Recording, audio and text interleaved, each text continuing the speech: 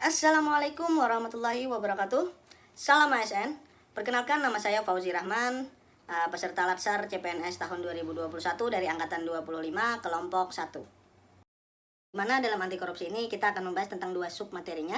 Yang pertama adalah sadar anti korupsi dan semakin jauh dari korupsi.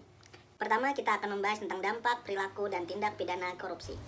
Dampak yang ditimbulkan dari korupsi tidak hanya sekedar menimbulkan kerugian keuangan negara, namun juga dapat menimbulkan kerusakan kehidupan, baik itu kehidupan jangka pendek maupun kehidupan jangka panjang.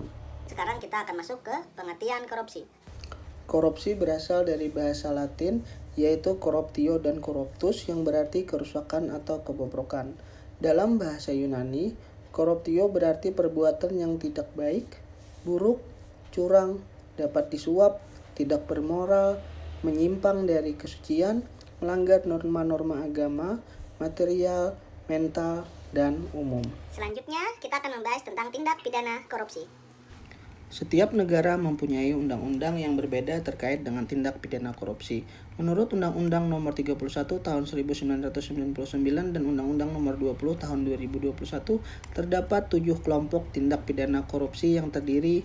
Yang pertama ada kerugian keuangan negara, suap menyuap, pemerasan, perbuatan curang, penggelapan dalam jabatan, benturan kepentingan dalam pengadaan, dan gratifikasi. Kemudian kita akan membahas tentang niat, semangat, dan komitmen anti korupsi. Niat berasal dari hati.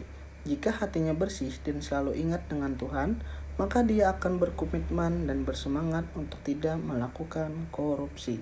Selanjutnya kita akan membahas tentang semakin jauh dari korupsi. Yang pertama, kita akan membahas tentang tunas integritas.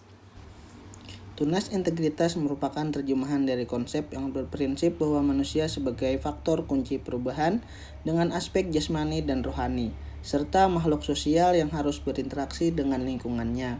Maka pembangunan integritas perlu dimulai dari upaya membangun integritas individu yang selaras dengan integritas organisasi dan bangsa. Selanjutnya, identifikasi nilai dasar anti korupsi. Ada 9 nilai dasar. Yang pertama ada kejujuran, peduli, mandiri, disiplin, tanggung jawab, kerja keras, sederhana, berani, dan adil. Kemudian penyelarasan nilai organisasi dan nilai anti korupsi. Setiap organisasi diharapkan menentukan nilai dasar organisasinya yang selaras dengan nilai anti korupsi, agar para pegawai yang mengusung integritas atau anti korupsi mendapatkan payung yang tepat di dalam organisasi. Kemudian penanaman nilai dan integritas. Menurut Kalman dan Brigham menyebutkan adanya 3 proses sosial yang berperan dalam proses perubahan sikap dan perilaku dalam penanaman nilai dan integritas anti korupsi. Yang pertama ada kesediaan, yang kedua ada identifikasi, dan yang ketiga ada internalisasi. Kemudian yang kedua, kita akan membahas tentang membangun sistem integritas. Yang pertama adalah reframing culture, yaitu upaya mengubah orientasi perilaku korupsi, baik itu perilaku, ucapan, emosi, maupun pikiran.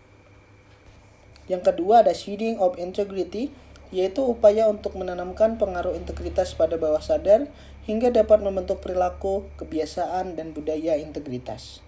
Yang ketiga adalah sistem integritas organisasi. Yang pertama adalah leadership risk. Dengan pemimpin yang berintegritas tinggi, maka kita sebagai pendatang baru di organisasi tidak akan terkena penyebab korupsi karena tekanan dari mereka yang memiliki kekuasaan. Artinya, kita dapat terbebas dari risiko kepemimpinan atau leadership risk.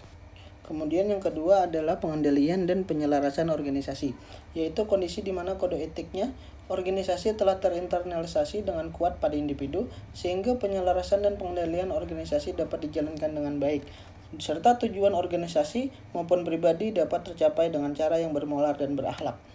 Kemudian yang ketiga adalah komponen sistem integritas. Sistem-sistem pembentuk integritas organisasi terbagi menjadi operasional normal dan operasional khusus untuk mengendalikan korupsi terkait SDM, teknologi, dana, dan informasi komunikasi. Selanjutnya yang keempat adalah kematangan praktek.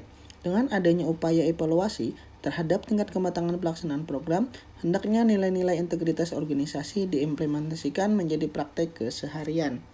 Itulah tadi penjelasan tentang anti korupsi. Kemudian yang terakhir, jadilah ASN yang bersih dari korupsi, apapun bentuk korupsinya, karena korupsi tetap korupsi. Salam anti korupsi. Assalamualaikum warahmatullahi wabarakatuh.